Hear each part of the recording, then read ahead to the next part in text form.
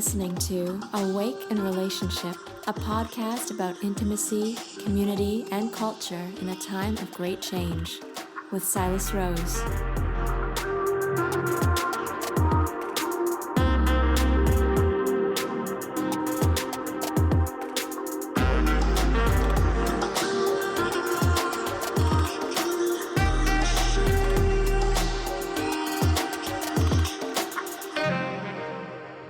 Greetings, my name is Silas Rose, and you're tuned into Awake in Relationship.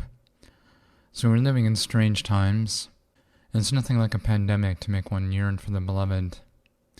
And regardless of whether you're single or in a partner long-term relationship, chances are the lover archetype is showing up in your life in surprising ways. So what is the lover archetype? And how do we work with this transformational energy as a force of healing for ourselves and our world? How do we work with the shadow aspect of the lover?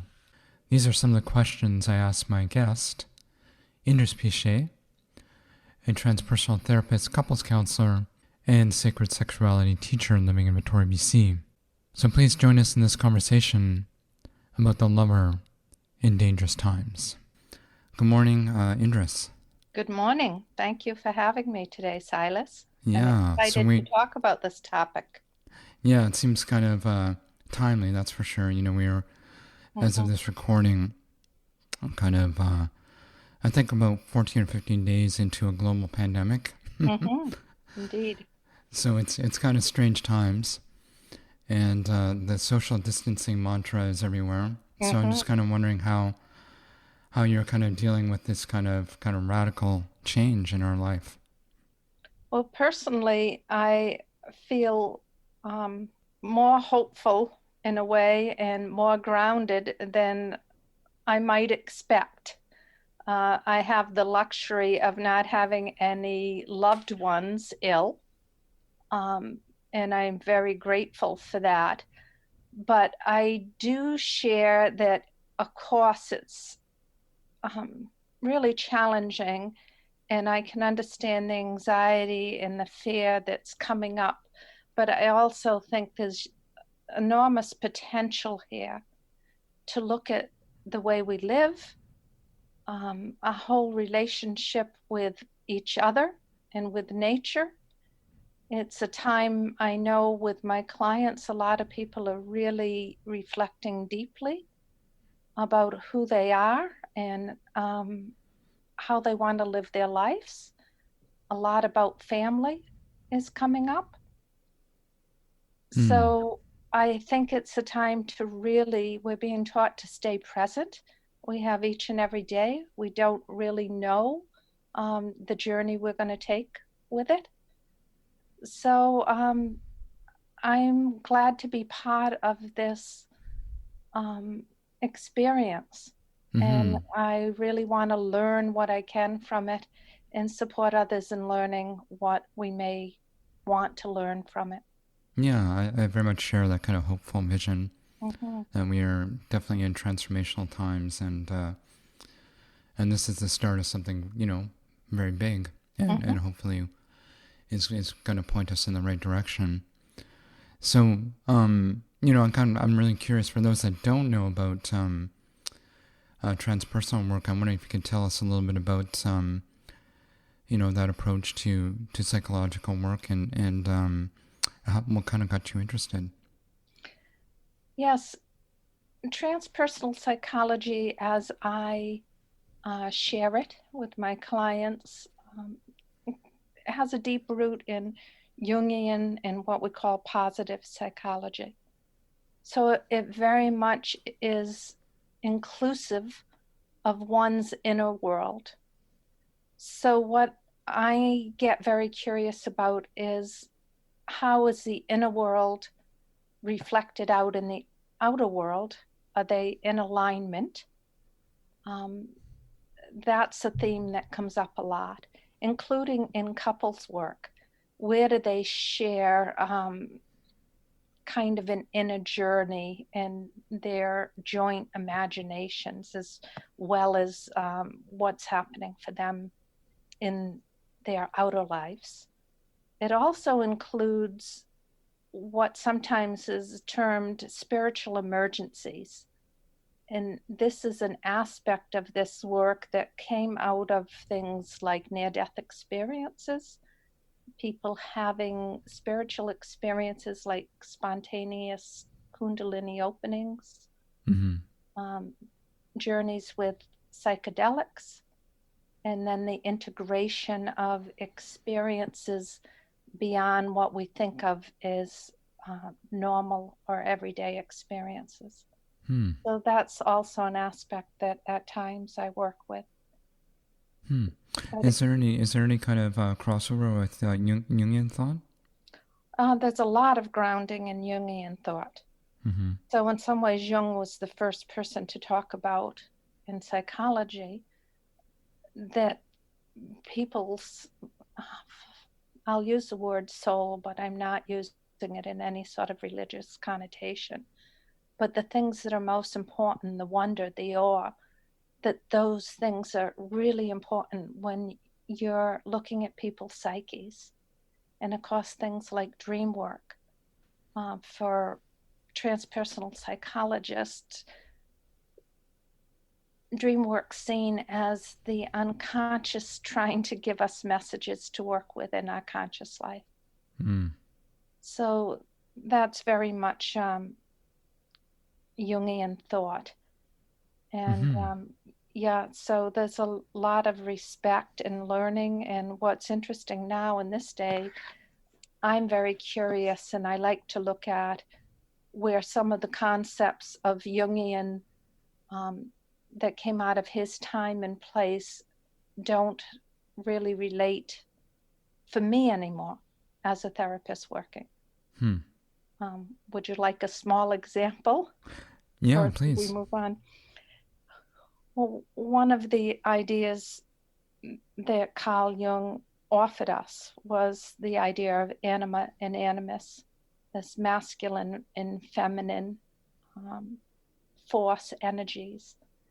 And one of his ideas was around that the feminine would explore and maybe develop her masculine at midlife forward. And that for men, maybe explore emotions and what we would think of or term as feminine energies at midlife. And what I find in my practice and even observation of other women I know, women are running a lot of masculine energy throughout their life. And at midlife, often what I'm finding is a lot of women actually reclaiming their feminine or attempting to. So it's a different, there's something that's still part of Jungian concept, but I think being reworked in our day and age to make it more relevant. Yeah, well, I think there's, and we're going to be talking about this later, in terms of the kind of larger kind of cultural movements that are happening right now and essentially kind of rebalancing in our world, in terms of sexual dynamics, but obviously with the pandemic in terms of how we relate with each other in the world. And that sounds like a little bit of a throwdown with the Jungian side. I've got a Jungian friend I want to bring on the show, so I'm going to follow up on that with him and get his perspective. That'd be fascinating. I can't wait to hear it. So the topic of today's discussion is about the lover archetype in dangerous times. And we are living in, I wouldn't call them dangerous, but I would call them more uncertain times. And, this lover archetype was really kind of popularized, particularly through the men's movement. There's a seminal book called King, Warrior, Magician, Lover by Robert Moore, who I think was a Jungian. Yes. And Douglas Gillette. And so, it's usually the lover is kind of associated with the masculine, but of course, men and women have both masculine and feminine energies. And I'm just kind of wondering, one, what is your understanding of this archetype and how it might kind of show up differently for men and women? Good question. So I am familiar with Moore and Gillette's work. It's an old classic. And I'll talk first about how I know the lover and how I observe it in others. And I think it's important to mention here, Silas, that I don't think we need to put a box around this for the individual. Mm-hmm. I think what's more important is that people get curious about where their own lover, their unique lover, is alive and well, and where it's dormant, unexpressed, even been repressed. I think that that's a very important journey for people, because I think the archetype of the lover is way more important outside sexuality than we often even give ourselves time to think about. Mm-hmm. So Yeah, it's a cultural force, yeah. It is a cultural force. So some of the things that I play with and understand as the lover in myself and how I've seen it in others is that basic idea that the lover archetype within us actually loves life. It wants life to be lived to the fullest, and it accepts and knows that life isn't all pleasure, that it can be hard, challenging, but it's still worth engaging, and it's still worth trying to have our life force energy fully engaged with our own lives. That's, to me, one of the fundamental bases of this. And for me, archetypal forces are actual energies that are at work both collectively and personally in our culture. The lover also, for me, really honors and respects beauty and nature and is willing to defend its place in the world, that it has a right to exist, that it's not just things like green space that maybe we could make more money if we did something else with. So there's a fierce quality to it. It can. This is where in Moore and Gillette's work, one of the archetypal, and they named it in the masculine as the warrior. So this is where this, you can see it in the environmental movement very often. And you can, what's really important, and Gillette and Moore talked about this, they made the point that the lover archetype will often be a foundational and a supportive piece of many other archetypal energies. So in the warrior, it understands sometimes that there has to be a battle, but it should be aligned with justice and what's right for the collective, not personal gain. So the lover force, or the lover energy, would temper the warrior energy never to be cruel or never to have to use its force more than it's necessary or needed. So this is the way the lover kind of underpins a lot of other archetypes. So in this way, yes, it might be asked to defend beauty, nature, which is an enormous topic in our world today. It's one of the main themes. What are we going to do about climate change? What are we going to do about actually taking care of the great mother? This is where the lover archetype has to come forward and find collectively new value and a new way of expressing itself that isn't necessarily in the personal. Go ahead, sorry. I was just going to say that, I think that the lover is always kind of present in our world, but, most often in kind of in the shadow form. Yes. And in many ways, that kind of generative power has been kind of co-opted by market forces to kind of sell us stuff that we don't need. Mm-hmm. And images that usually aren't useful for the vast majority of people. Mm-hmm. Uh-huh.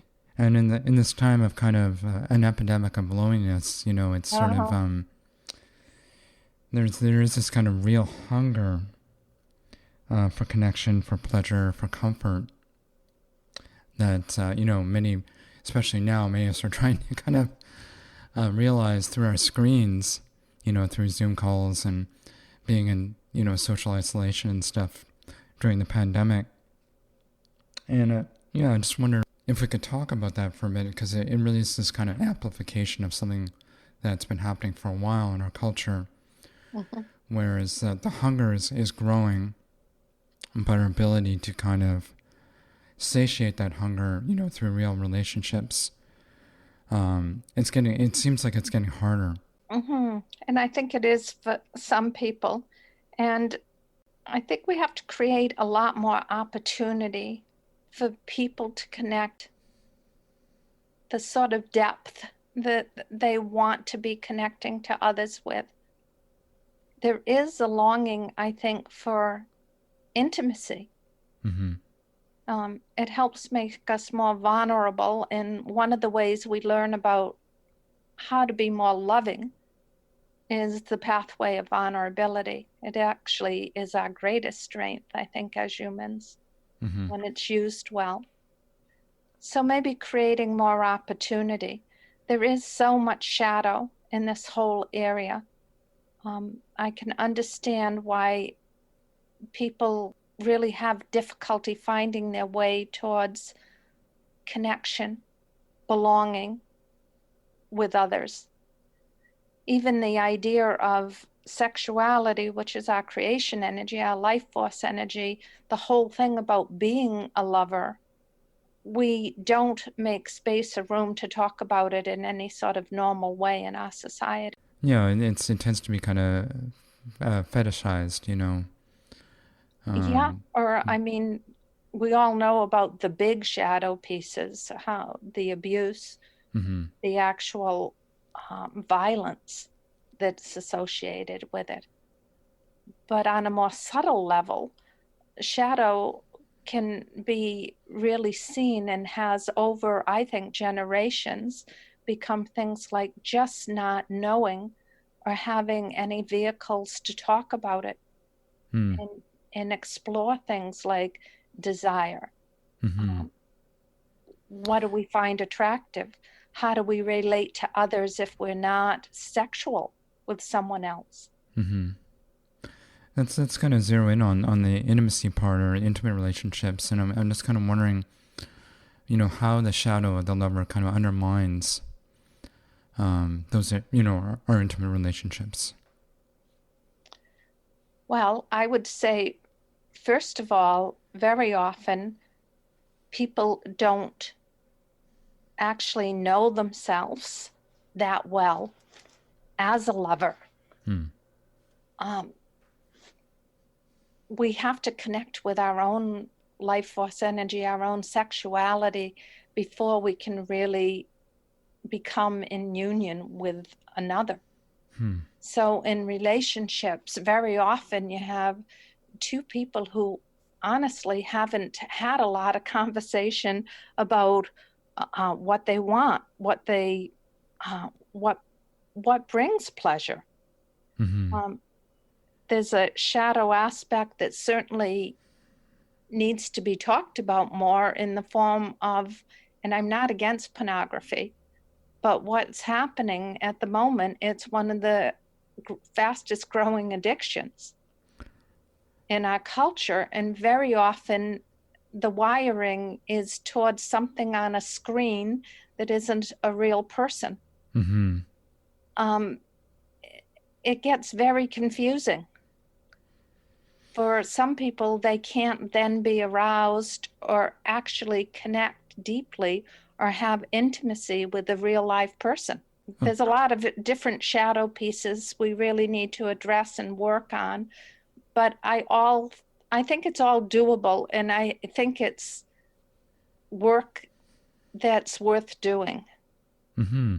Well, you've spent a good chunk of your professional life kind of, really niching into the whole sacred sexuality piece of relationship. And, sex tends to be kind of a real quagmire of both enlightened and neurotic kind of emotions and feelings.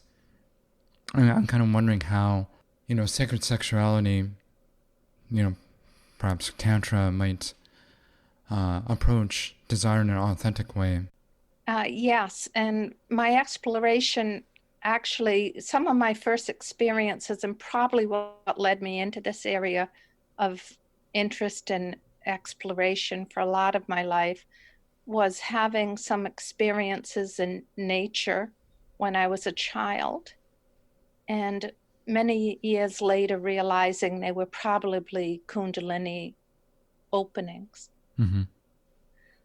So a lot of basic tenets when you start exploring the world of what we now call sacred sexuality, and you will find that it means very different things to different people and different teachers. So very important that you find your own way with it, and you have your own sense of boundaries and what you want for yourself in the way that you want to explore it. I would say that. Mm-hmm. Some of the basic tenets are things like we're always making love. That this idea that we start making love when we get in bed together is actually counterproductive, that it doesn't allow for one of the other pieces of the lover that I was going to mention, which is the high value of play. Mm-hmm. And sort of the idea that we go on an adventure. So in sacred sexuality traditions, you really try to get rid of the goal. It isn't this, okay, well, if we do this and we do that, then maybe you'll have an orgasm, maybe I'll have an orgasm. There isn't really that high value placed on any kind of penetration. Mm-hmm. You may decide that may be part of it, but it gives you a much bigger sort of playground to play in a way. There's a high emphasis on, and this is a place that I am well past menopause and have no natural estrogen running. The whole idea of arousal and desire gets very interesting in your 60s, 70s, 80s. Mm-hmm. It's fun to play with it and explore. Mm-hmm. So one of the places that you can really play with is the arousal of all your senses. And in sacred sexuality traditions, the idea is that when we have a root chakra experience, they're beautiful, they're wonderful, but they're actually a very limited experience for what we might experience. So in these traditions, you use your root chakra energy and with breath and movement and sound, it travels and can be released to go through your body and eventually, join with heart, which is very important. If we had a world where our sexual energy was in union with our heart energy, we would probably have a different world. And then the potential, and this is some of the experiences that I've enjoyed, but again, good not to get attached to them. They come by grace, where the energy can travel up the body. And I think what happens is, like other altered experiences or mystical states, you have activation of the pineal gland from the in union with your sexual energy. But I can say if that never happened, or that, to not have it as a goal.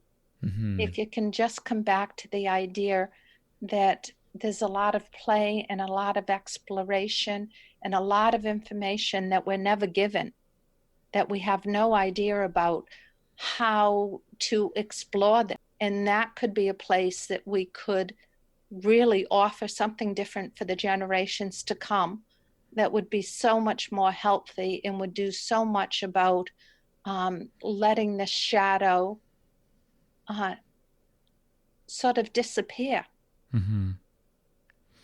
Yeah, well, let's drill into that a little bit. So I'm wondering for the listener, that might be partnered at this time, and we'll talk about the single after. But yeah, what would be a good sort of first step into that kind of exploration? Well, I would say sit down and talk to each other first. Mm-hmm. I'm just really starting with basics because for the years I've worked with couples, and I'm now in the 10,000 hour mark. Mm-hmm. It's amazing about what people in intimate relationships don't often talk about. So making room, if you haven't already done it, what do you know about yourself as a lover? Where are your fears? Where is there shame still left? How do you want to be desired by another? How do you want to be flirted with? They're high forms of foreplay. Mm-hmm. And then if you've had some of those conversations, what do you want to learn about? There are books now. There are seminars all over the world really now. What do you want to experience together and play with together that you haven't done before? Mm-hmm. So those are the sort of ways that the couples can work with it. And beginning ways. And if you're non-partnered, first of all, remember we are always in relationship with ourselves. And that isn't, I know it's hard, and I know a lot of people have such longing and true desire to be in relationship with another. But I also want to say that I've spent half of my adult life in relationship with another and half in relationship with primarily myself. And there's a lot of value in both. So the idea of self-pleasuring can be taken to heights that maybe a lot of people haven't explored. You really get to work with your own energy that way. I think cultivating the sensuality aspect of yourself in the ways that the lover is expressed and not expressed in yourself personally. It also acts as an attraction thing to others. You can feel it. You can see it in people who have their own life force energy running in their. It's a form of confidence and ease. It's like I'm comfortable in my own body. I'm comfortable with who I am. And I also think that we have to get more creative about sharing with other people, either in couples and non-partnered. And I would like to actually see more of a mix of those groups, where people who are partnered also have discussion groups, talks, and more things in the community. And you're doing your part, Silas, just by opening up these topics to things like podcasts. It'd be interesting if people picked up on this and took some of these ideas and then formed a salon or a group. And I'd go further to say, if you have people who you really feel safe and comfortable with, things like even giving each other massages, and have a conversation about what kind of massage you want, whether or not there's more sexual touch or not, and just being clear. But the idea of being touched when you're not being touched often, it's really important, and there's so much healing when we normalize and we're clear and have agreements, and people can find ways to be touched. That it's really important for everybody's well-being. The role of lover in society at this moment, it's a very Mm-hmm. uncertain time. Has, even before the pandemic, there's big kind of cultural movements around climate change and economic and social justice.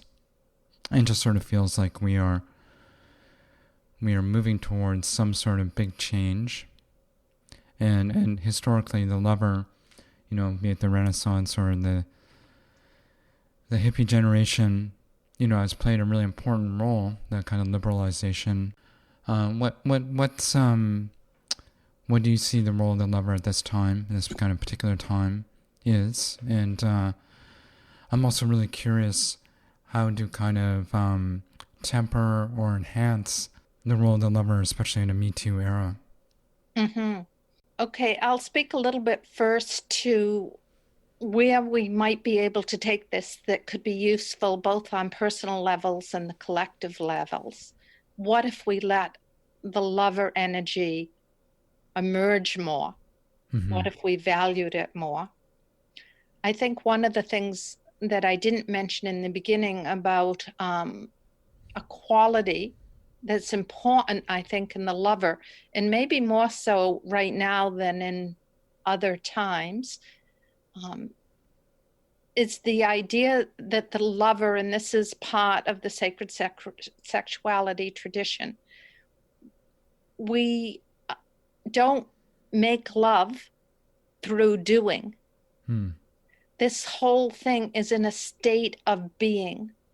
We lift ourselves out of the everyday doing, the busyness, that sort of thing, and enter into that state that in mindfulness traditions, and very, mindful's like an everyday word now, which it wasn't 20 years ago, when very much part of the early practice of transpersonal psychology, depth psychology, this idea of mindfulness, right? So the lover helps us learn how to transition between doing and being, and knows that when we spend time in a state of being, we actually do things better.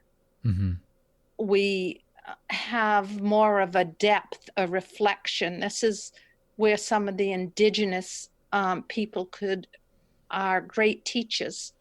They've learned about being in nature. Watching other aspects of life and learning from it. So part of what we would have to do is actually connect to that being state, to let the lover emerge now. And the lover energy, I think, is also important, that we begin to really let, I'll call it sex positive, really start. What if we started giving children information that was actually useful? What if we started actually not being afraid of this energy? It's interesting when you're talking about the masculine and feminine earlier, the archetypes are 4 in both. In, queen, mother, wise woman, lover, the king, the warrior, the magician, the lover. The only commonality is the word lover, and it's non-gendered. So we can actually cultivate this as an energy of balance, of valuing things other than money and accomplishment.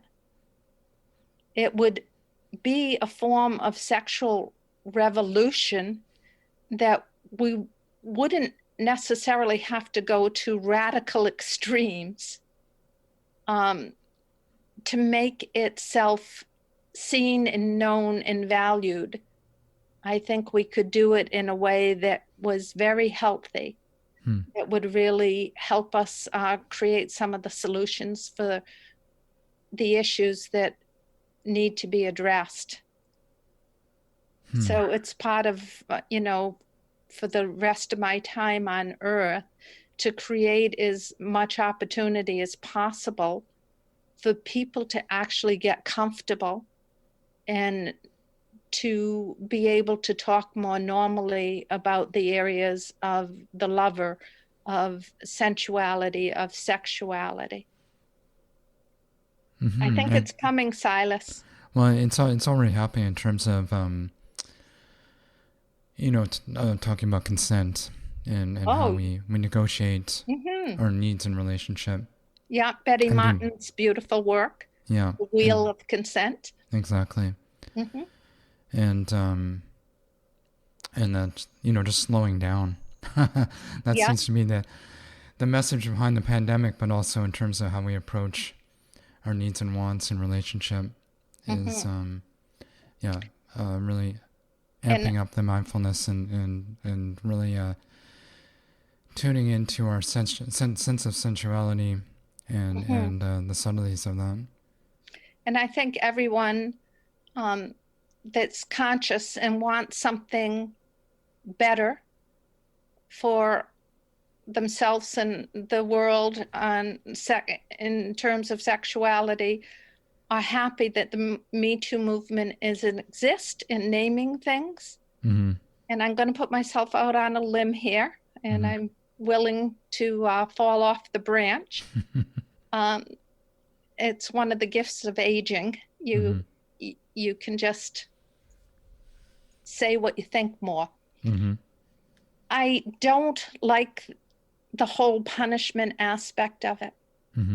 I don't think it's serving us. I don't think men are going to learn things by being put in jail. I think they're places of unlearning and unconsciousness because we don't do them well. So I would offer a different vision that people who have had a history, or part of what they land up doing is using abuse and power in the realms of sexuality, that they're actually brought into a place of relearning and understanding.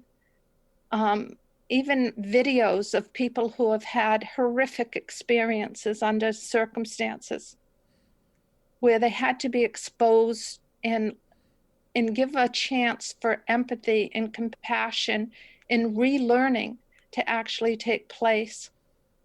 So although I'm very happy that the Me Too movement is happening, I'm not sure that I'm happy with some of the outcomes of it. Well, it seems like there is a kind of subtler conversation that's happening right now in terms of distinguishing between, chronic bad behavior and good men that do bad things and are somewhat, hopefully, kind of being accountable for that. Yes, and it's not just men. I do, as a woman, want to state that. And the other thing I would say, and this also is going out on a limb and not very popular right now, part of what I'm writing about and talking about with other people who identify as women, and we have used the terms masculine, feminine, and men and women in this podcast, and I just want to absolutely acknowledge that a lot of people don't identify, and I respect and honor and applaud that. And that's also coming out in the open, because I think it's always been there historically. And just an honoring of that and acknowledgement of it. But I also think those of us that have been in a woman's position or identify as women, we have to do a much better job at teaching younger women how to say yes, how to say no, how to listen to their bodies, how to be clear. what kind of situations they might not want to find themselves in. And the whole idea of how to empower people so that they're very, very clear. And that's not to blame or shame or in any way indicate that some people are not actually just victimized. They clearly are. Mm-hmm.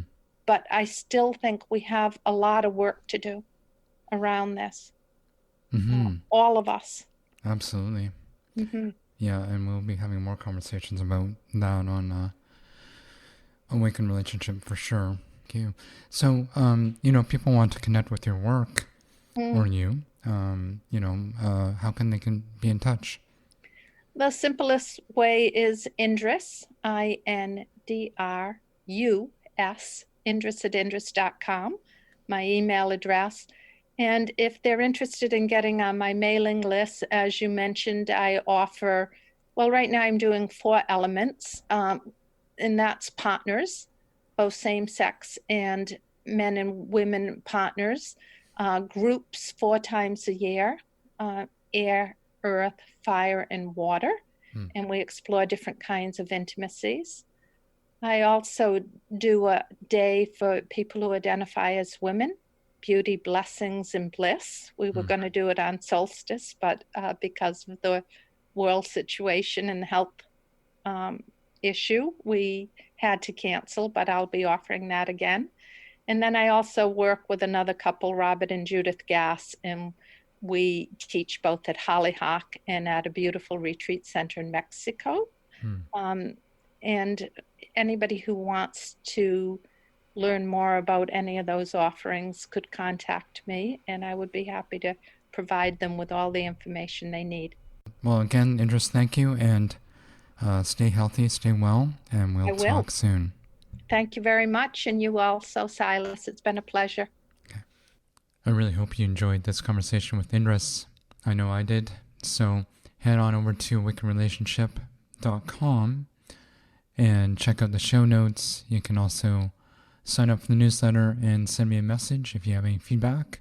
I'm always on the lookout for new guests and ideas, so your feedback is really helpful.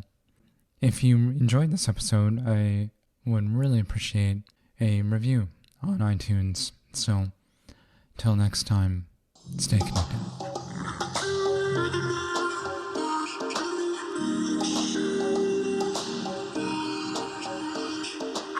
Thanks for tuning in to this episode of Awake in Relationship. If you liked what you heard, please click subscribe to get the latest show delivered fresh to your device, or sign up for our newsletter at awakeinrelationship.com. Sharing is caring.